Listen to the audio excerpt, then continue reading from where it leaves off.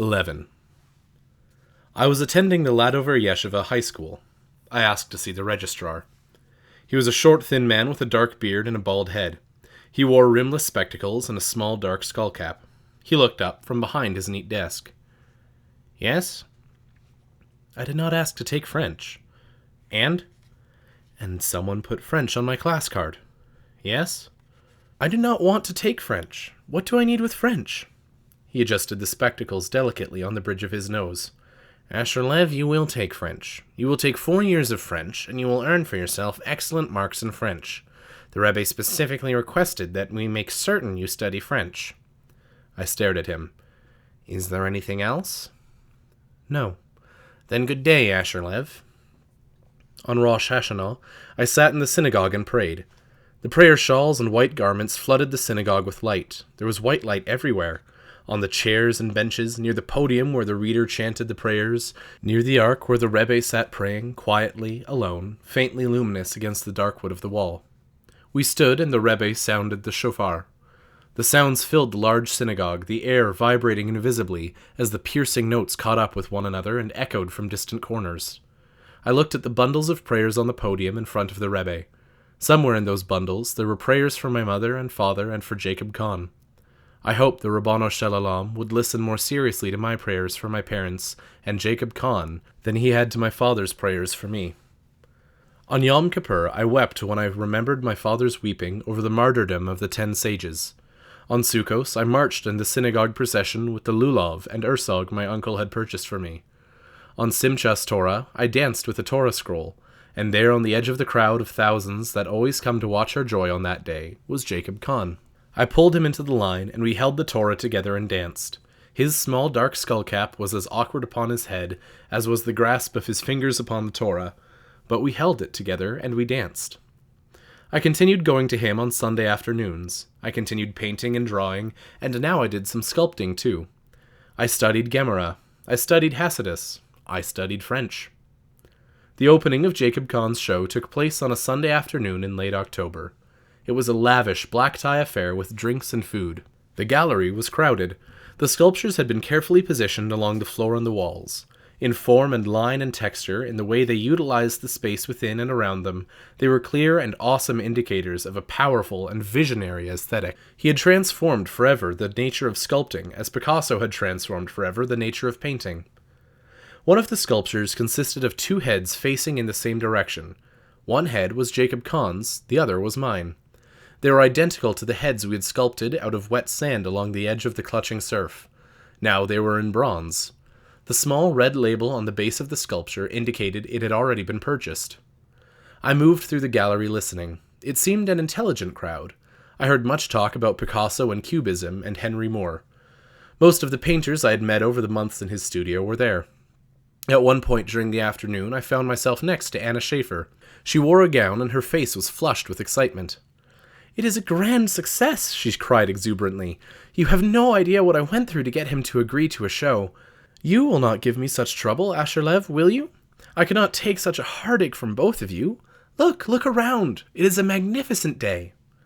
She turned to greet someone, and I moved away. I saw Jacob Kahn near a wall, dressed in a dark suit and dark bow tie, surrounded by a dense crowd and looking stiff and uncomfortable. His wife stood beside him, smiling and talking calmly to a woman in diamonds, but looking as if she would rather be reading one of her Russian or French books. Somehow, I managed to make my way up to them. "Asher," Tanya Kahn said, "you are looking fine." "Congratulations," I said. "It's a great show." "Yes," Jacob Kahn said. "You don't think so?"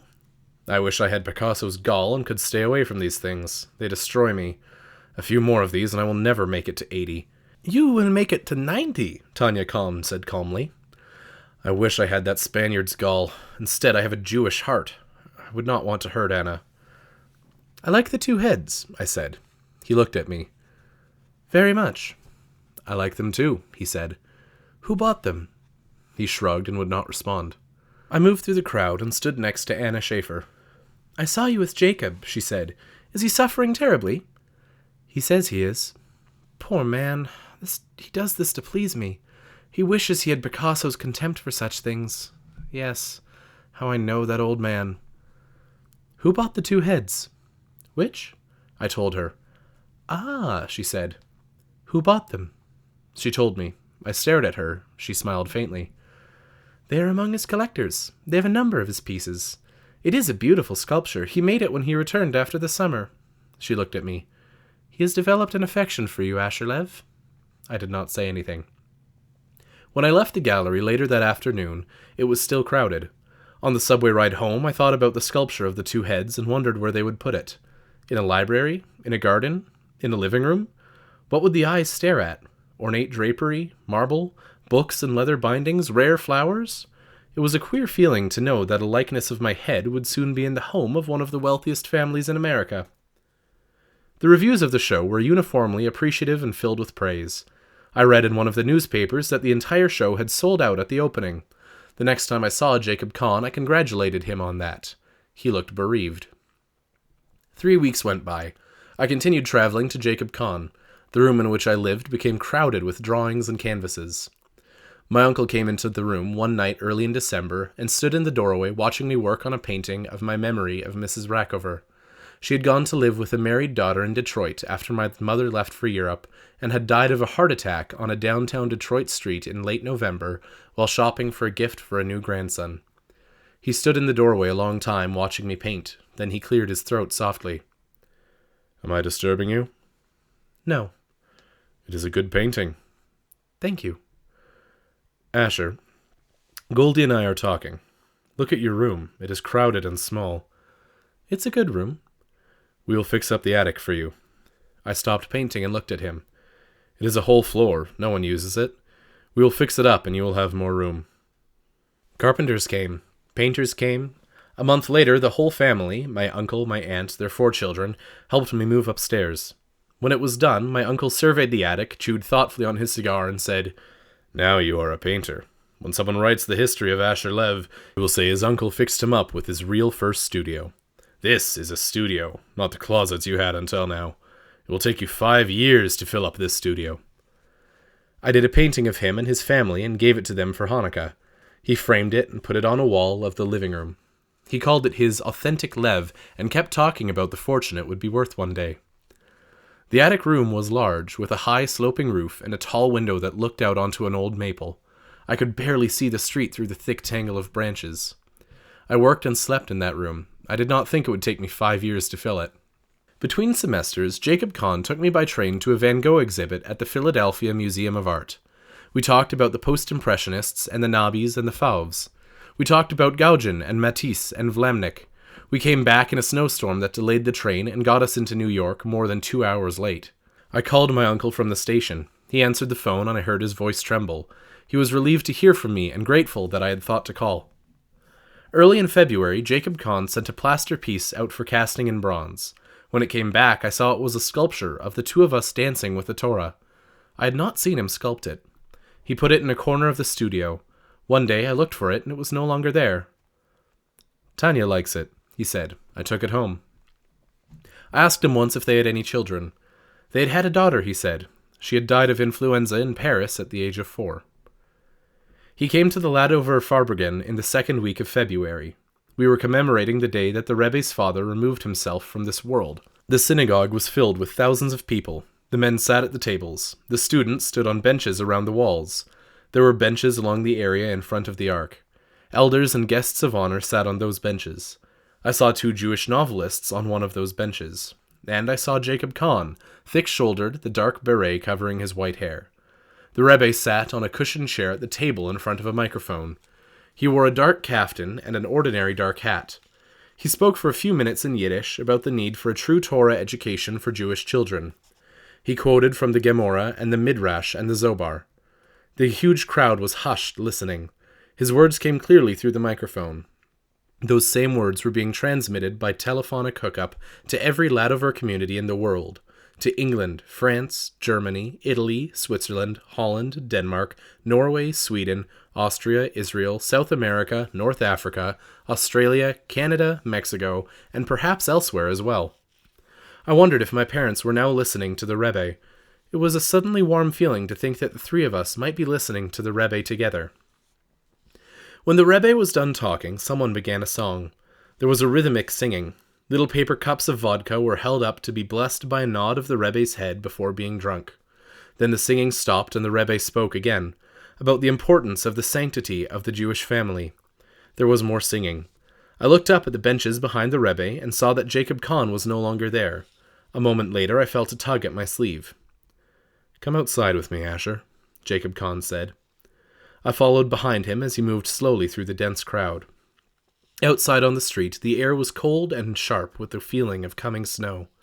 We stood on the sidewalk away from the crowd near the doors. There were 2 police cars at the curb and 4 patrolmen on the sidewalk in front of the building. 15 years ago, there was nothing here, Jacob Kahn said, gazing at the synagogue and at the headquarters building alongside it. The house was here. I think a doctor or a dentist owned it, but none of this was here. He gestured toward the crowd.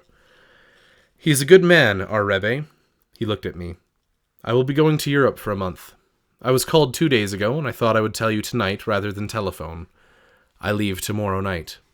I shivered in the wind. "In Zurich, they are planning a retrospective for a good friend. They are asking for advice. That will take a week. Then I will go to Italy. There is some marble I want to look at." I was quiet. "Asher Lev, it will only be for a month. Your world has not come to an end because Jacob Kahn is going on a trip. You may use the studio anytime you wish. There is a new piece of wood I brought in today that you might want to use." I did not say anything. It is not in my nature to make long farewells. "Goodbye, Asher Lev." He shook my hand and walked away quickly beneath the winter trees. I did not go back inside. I walked home and went to bed. I took the subway to his studio the following Sunday afternoon, but I found the silent enormity of the room intolerable. After an hour, I closed it up and went home. I did not return to his studio. Instead, I worked in my attic room. I painted him swimming in the ocean. I painted him sculpting in the sand. I painted him walking with his wife. I painted the 2 of us painting together at the edge of the dunes. I painted him painting a huge canvas stripped to the waist. The room began to look cluttered with drawings and canvases. No, I would not need 5 years to fill this room. He returned in March, 1 month after he had gone. He called me. It had been a fine trip. Italy especially had been admirable. Italy was always admirable, especially Florence. "I met your parents in Zurich. They are well and send their love. You know they will be back for Pesach. Will I see you Sunday?" "Yes." "You will have to see Florence one day, Asher Lev. There are people I will send you to. It is a gift, that city." I went to him the following Sunday. He looked well and was exuberant. I am always exuberant after Italy. It is the marble. We worked together, and soon it was as if he had not been away at all. My parents arrived by ship on the last day of March. They moved into my uncle's house and lived in the room I had occupied before being transferred to the attic. My father looked rested. He had put on weight and had almost completely lost his limp. Looking at him during those weeks, I often wondered if I, too, would be gray in my early 40s. But he seemed once again strong, and it was clear that he had really needed my mother. We said very little to one another. He was uneasy in my presence.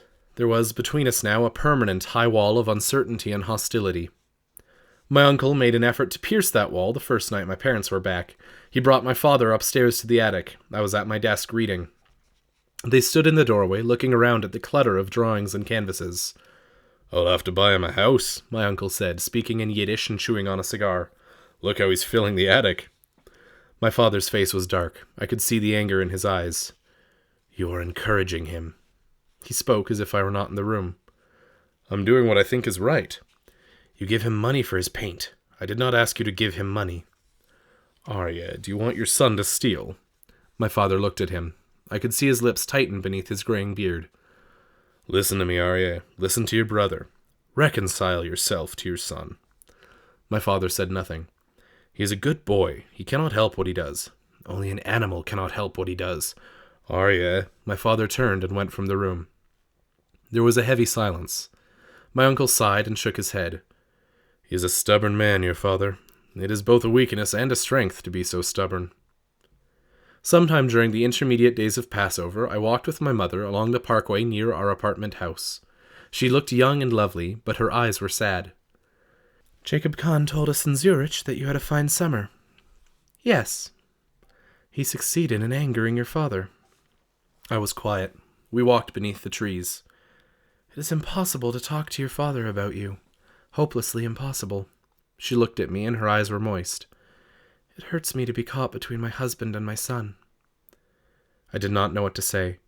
We walked on and came to the apartment house and stood on the street, looking up at the window of the living room. The Venetian blind had been raised. We could see the houses and the street reflected in the glass of the window. "We think we may give up the apartment," my mother said. "We don't know how long we'll be in Europe. It doesn't seem to make much sense to keep it." We turned and started back to my uncle's house. "Asher, come with us to Europe." "No." "We miss you. I miss you. There are great art schools in Vienna." "No." "Asher, he'll try to take it away from me." "No." She stared. "No," I said. "No." "All right, Asher. I'm worse than an animal. Asher, please. He won't take it away from me. All right. Hush, all right." She took my hand. I felt her slender fingers cool and strong against my skin. We walked back together beneath the young spring trees. My uncle urged them not to give up the apartment. Had the Rebbe told my father his position in Europe was permanent? No, the Rebbe had not said that. Then they should keep the apartment. Did they know how difficult it was to acquire rent-controlled apartments these days? They left for Europe by ship in the 3rd week of April, and I went back to Jacob Kahn. "Yes," Jacob Kahn said when I told him of my parents' visit. "I am afraid I've made an enemy of your father." "Why does he hate me? I don't understand." "He thinks you are wasting your life. He thinks you have betrayed him. It is not pleasant for a man like your father to see his son painting nudes and other things you paint. It is for him at best a frivolity, and at worst a desecration. You and your father are 2 different natures. There is nothing to be done about it, Asher Lev." "The Rebbe isn't angry. Why isn't the Rebbe angry?" "The Rebbe is a very wise man, and he is of a different nature than your father." "I don't understand." "Do not try to understand. Become a great artist. That is the only way to justify what you are doing in everyone's life." I painted and I studied and brooded about my parents. Jacob Kahn's words haunted me. That is the only way to justify what you are doing to everyone's life. I did not understand what he meant. I did not feel I had to justify anything. I had not willfully hurt anyone. What did I have to justify? I did not want to paint in order to justify anything. I wanted to paint because I wanted to paint. I wanted to paint the same way my father wanted to travel and work for the Rebbe. My father worked for Torah. I worked for... what? How could I explain it? For beauty? No. Many of the pictures I painted were not beautiful. For what then? For a truth I did not know how to put into words. For a truth I could only bring to life by means of color and line and texture and form. And so I painted and studied and began once again to see my thunderous mythic ancestor. I saw other things as well. The prophylactic on the Provincetown beach, the nudes I had drawn and painted, the girls waiting along Manhattan side streets, certain books in stores, certain magazines on newsstands. I painted in a frenzy of fierce and restless energy, and slowly the room filled with my work. One day in June I put a wet and finished canvas near my attic window.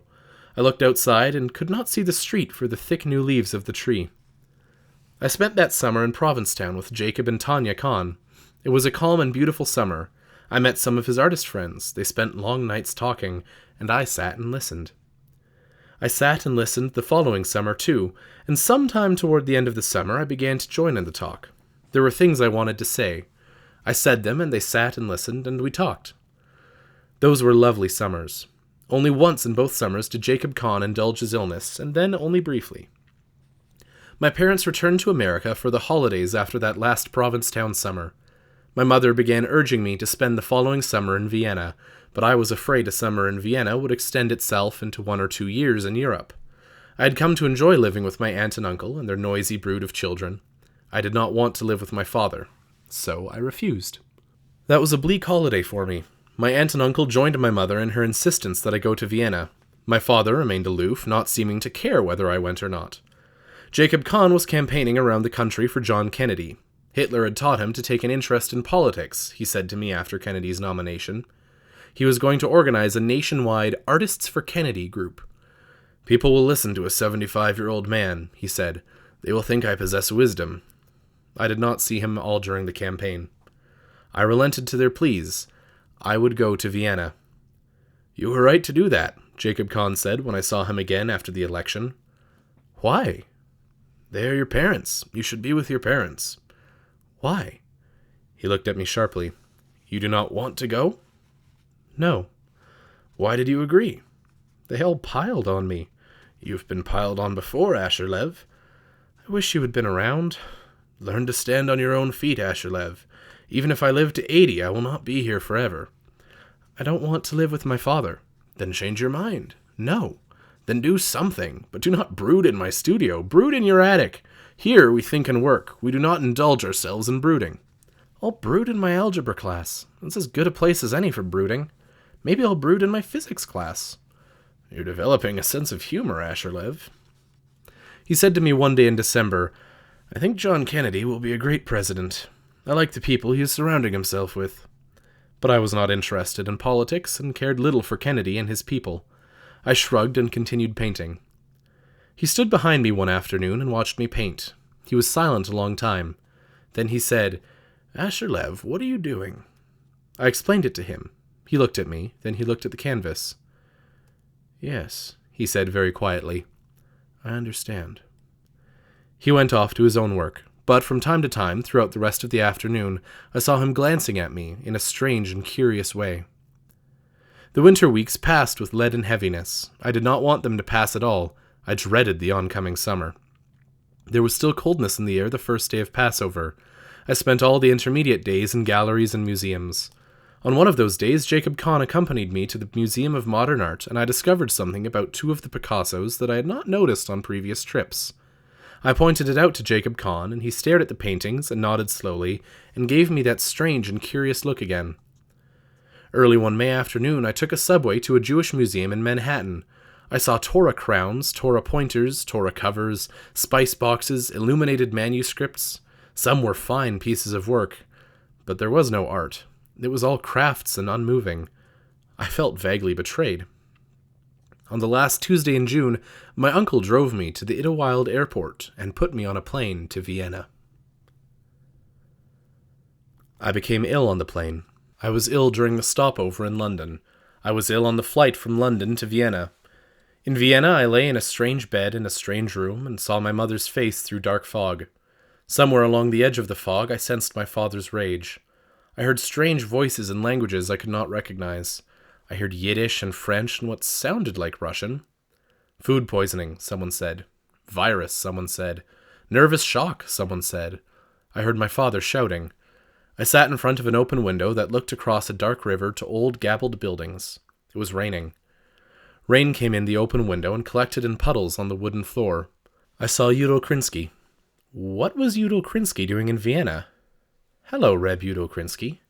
Vienna is a city of waltzes and cafes, Udo Krinsky whispered. Vienna is a city that hates Jews. It rained on the river and gabled houses. I saw sand and a vast ocean in the rain. I saw dunes and white sunlight on shingled houses. Someone had me by the arm. I heard my mother and father. There was a quarrel. It swirled poisonously around me. I felt its rage and hate. A man with a beard led me gently into a silver bird and sat with me through clouds. My uncle met me at the airport and took me home. It was the end of the third week in July. I lay in bed 3 days and then began wandering around the house. I did a painting of a dark river in rain. In the second week of August, my uncle put me on a bus to Provincetown. Jacob Kahn met me at the station. He looked bronzed, and his hair and walrus mustache were sharply white in the brilliant sunlight. Well, Asherlev, he said gently, the climate in Vienna did not agree with you. Welcome. I went home with him. We painted and swam and walked in the surf. We looked at the hopper sunlight on the houses along the dunes. Tanya Khan showed me a small sculpture he had made in July and had had bronzed by a caster outside of Wellfleet. It was a sculpture of me, wearing shorts, a sports shirt, sandals, and my fisherman's cap. He had placed my side curls behind my ears. He missed you, Tanya Khan said. The registrar called me into his office. Asherlev, you are planning to go to college? Yes. To which college? Brooklyn. He adjusted the rimless spectacles on the bridge of his thin nose and peered at me. Your parents know of your plans? Yes. They approve? My mother approves. My mother wants me to go to college. He did not ask about my father. Instead, he said, What will you study in college? I do not know. Whatever you study, one of your courses will be Russian. I looked at him. The Russian language. No, I said. The Rebbe has expressly asked, No! Do not be disrespectful, Asher Lev. No, I said, no. He peered at me narrowly through the rimless spectacles. Very well. Good day, Asher Lev. Outside on the street, the trees wore dead leaves. I shivered in the November wind. Rev Mendel Dorochov asked to see me. I climbed the stairway of the headquarters building late one evening and walked along the corridor to the waiting room. The room was empty, save for Rev Dorochov, who sat behind the desk, gaunt, dark-bearded. Sit down, Asher Lev, he said. I took the chair he offered me. Your parents are well? My mother is well. He looked at me from behind his desk. After a moment, he said, Asher Lev, are you going to college? Yes. You will continue to attend the yeshiva while you are in college? Yes. Asher Lev, we feel it will be of help if you studied the Russian language in college. I'm not interested in the Russian language. I do not care about the Russian language. Asher Lev, remember to whom you are speaking. Leave me alone, I said. Asher, leave me alone. One is enough. Leave me alone, please. I am speaking for the Rebbe, Asher Lev. Please, I said. Please, please, please. He was silent for a long time. Then he dismissed me with an abrupt gesture of his hand. There was snow on the street. A bitter wind blew along the parkway. I was told that the Rebbe wanted to see me. I climbed the stairway on trembling legs and came into the waiting room. Rev Mendel Dorochov took me into the Rebbe's office and left, closing the heavy wooden door. The Rebbe sat behind his desk. He looked at me from across the room. He seemed garbed in light. Asher Lev, I heard him say softly, Come here, come here. I went up to him. I felt his eyes on my face. You look tired, my Asher. Sit here beside me, here. I sat in a chair alongside his desk. He gazed at me somberly. How are you feeling, Asher? I am well, Rebbe. How you have grown. And your beard. But you are thin. You are too thin. Jacob Kahn tells me you work very hard. I was quiet. He has been a good teacher? Yes. He is a good person.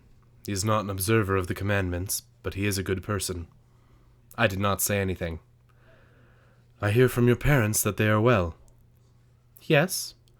The letters from your mother, they are often sad. I was quiet. Asher, Asher, the Rebbe said softly, this world has not been kind to you. I sat very still. He shook his head slowly. Everything is in the hands of heaven except the fear of heaven, he quoted. What can I tell you, my Asher? I do not know what the Master of the universe has waiting for us. Certain things are given, and it is for man to use them to bring goodness into the world. The Master of the universe gives us glimpses, only glimpses. It is for us to open our eyes wide. I was quiet. Asher Lev, my Asher Lev, Jacob Kahn tells me you have greatness. He tells me you'll soon be ready to show yourself to the world. His words are for me a glimpse, a light. I say to myself, Asher Lev will be a great artist. He will travel about the world in search of ideas and people. Great artists make the entire world their home. You have already begun to travel. And I say to myself, there are great museums in Europe. There are great museums in Russia. You know of the Hermitage in Leningrad and the museum in Moscow. Russia is a land rich in art, and you will one day wish to travel there. That is for me a glimpse, my Asher. I am trying to open my eyes wide and to see. I will tell you what my father, may he rest in peace, once told me. Seeds must be sown everywhere. Only some will bear fruit, but there would not be the fruit from the few had the many not been sown. Do you understand, my Asher? I nodded slowly. Yes, he said. I am certain you understand. I wish you a long and healthy life, my son. I give you my blessings for greatness in the world of art and greatness in the world of your people. I walked back to my uncle's house in the ice and snow of the January streets. That spring, I flew to Chicago with Jacob Kahn to see a Brudnowski exhibit at the Art Institute. That summer, I drove to Provincetown with Jacob and Tanya Kahn and lived in my world of water and sand. That fall, I entered college and registered for a class in Russian. I painted. I attended college and studied Russian. I attended the yeshiva and studied Gemara and Hasidus. I traveled to Manhattan galleries and saw the beginnings of a mocking art world which I disliked. Jacob Kahn called it nihilism. He despised it. He regarded it as an undisciplined destruction of aesthetic values. Duchamp was to blame for this, he said bitterly. I began to understand what it meant to have once been a revolutionary in art, and then to become, in turn, the target of a new revolution. Sometimes I think it is not wise to grow too old, Jacob Kahn said to me one windy afternoon as we walked together along Madison Avenue. But I am not aware that we are given a choice in this matter. He brought me into Anna Schaefer's gallery. She was behind her desk, and she smiled delightedly when she saw us. My young prodigy and my impossible old man, she said, taking my hand. Jacob Kahn kissed her cheek.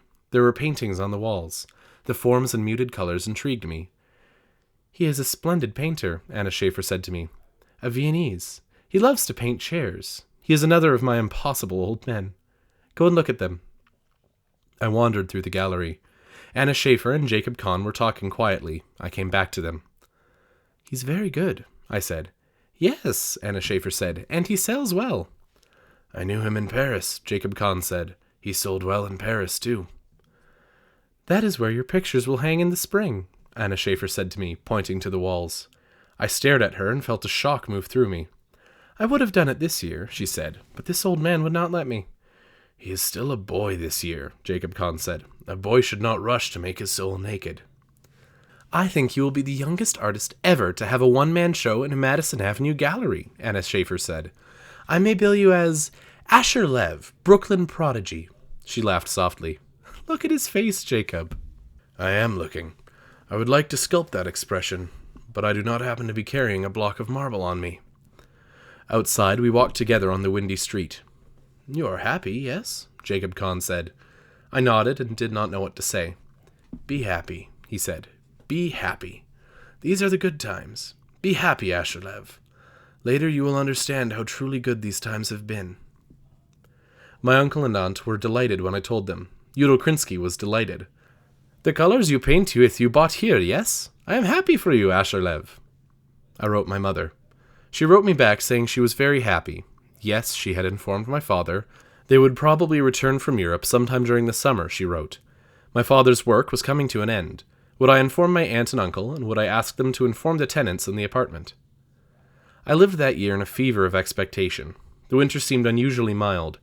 Jacob Kahn came to the house one day, and from the stack of canvases piled against the walls, selected the ones from the show. It will take your uncle 5 years to scrape the paint from your room, he said. You've learned all my bad habits. He looked at me. Yes, we will show the 2 nudes, Asher Lev. They are important to your development. We are not playing games. You will enter in truth, or you will not enter at all. A truck came one afternoon while I was in school and took away the paintings he had chosen. The weeks went by. One April afternoon, I came into Anna Schaefer's gallery and watched as they put up the paintings. I did not like how some of the canvases had been hung. Artists should paint and not hang, Anna Schaefer said. Your colleagues have destroyed the frame, and soon they will destroy the wall. Go away, Asher Lev. Go home and paint. I was hanging canvases before you were born.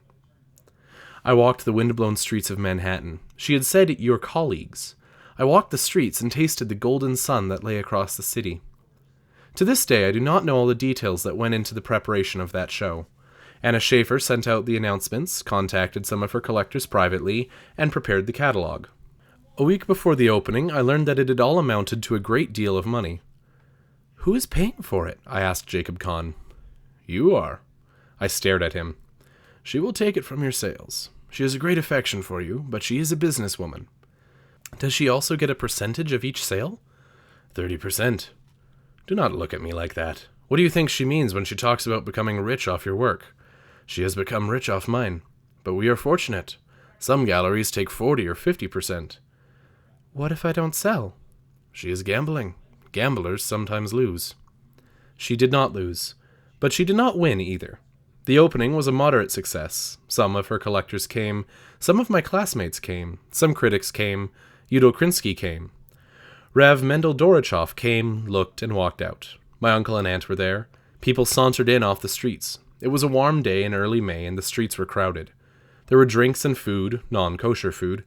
She was in the art of business, not in the religious catering business, Anna Schaefer had said. This is not a bar mitzvah, but an art show. I did not eat. The sharpest memory I have of that show, a memory that was reinforced by the 2 other shows she gave me before I left for Europe, and that returns to haunt me more and more frequently these days, is the memory of standing in that gallery and seeing the faces of my world on its walls, paintings of my people and my street, paintings of my mother and me walking together, paintings of Udo Krinsky and Mrs. Rackover, paintings of old ladies on the parkway benches, all the years of my life summed up on the walls of a gallery, and then seeing some of the empty spaces when the show was over. Udo Krinsky was gone. Mrs. Rackover was gone. My mother and I were gone. Some of the old ladies on the park benches were gone. "We are not rich," Anna Schaefer said to me when it was done and the walls were bare, "but we are not poor either. The critics were kind." The critics who had noticed me had commented on my extreme youth and had been very kind, with the exception of one who dismissed me as a fraud and described me as glutted with banality, sentimentality, and a menacing affinity for Picassoid forms. Jacob Kahn liked that phrase. He went around quoting it for weeks. "Anna, did you know our prodigy has a menacing affinity for Picassoid forms?" Anna Schaefer was not amused. I wrote my mother about the show. She wrote me back, expressing her joy. They would not return that summer, she added. My father's work was not yet done. She asked me to call the tenants in the apartment and inform them they would not have to move out. I spent the summer in Provincetown with Jacob and Tanya Kahn. Jacob Kahn was in Paris visiting a retrospective given for an old friend from his Berlin days when President Kennedy was assassinated. He returned to America a few days after the funeral, locked himself in his studio, and painted. I saw the canvas when it was done. It radiated his anguish. He said to me once during those days of pain, "This will be a new age. I remember Germany. But where can I run to now? I think I will not enjoy reaching 80. Later, Tanya Kahn called and said he was not well. Yes, he was indulging himself again. No, she had no idea how long it would last. It took almost a week. When I saw him again, he would not talk about it. My second show took place the following spring. The critics were very kind, except for our friend of the Picassoid forms, who had other things to say this time. "We are not rich yet," Anna Schaefer said, "but I'm beginning to feel optimistic." "You are a greedy old woman," Jacob Kahn said. "A greedy rich old woman," Anna Schaefer said. In July, I went with Jacob and Tanya Kahn to Provincetown. My parents returned from Europe in the middle of August. My father's work was done. He had been reassigned to an office next to Rav Mendel Dorochov on the second floor of the Ladover building. My parents moved back into our old apartment, and when I returned from Provincetown, I moved into my old room. I could not paint in that room because it was too small. There was a brief family meeting with my aunt and uncle and my parents. My father's suggestion resolved the difficulty. I lived with my parents and painted in my uncle's house.